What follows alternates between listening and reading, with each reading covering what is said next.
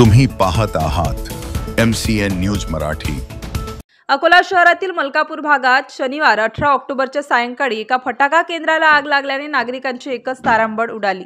शहरातील मलकापूर भागात असलेल्या गोपाल फटाका सेंटरला अचानक भीषण आग लागून सुमारे 10 ते 12 लाखांचा फटाक्यांचा माल जळून खाक झाला आहे। या घटनेमुळे काही वेळ परिसरात भीतीचे वातावरण निर्माण झाले होते। ही आग शॉर्ट सर्किटमुळे लागल्याचा प्राथमिक अंदाज व्यक्त करण्यात येत आहे।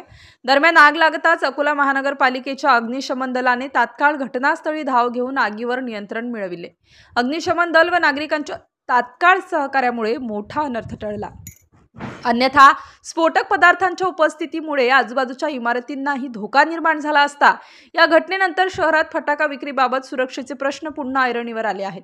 शहराच्या मध्यवस्तीमध्ये अशा प्रकारे फटाक्यांची विक्री सुरू असताना महापालिका प्रशासन आणि पोलीस यंत्रणा नेमक्या कोणत्या निकषांवर परवानगी देते असा सवाल नागरिकांकडून उपस्थित केला जात आहे।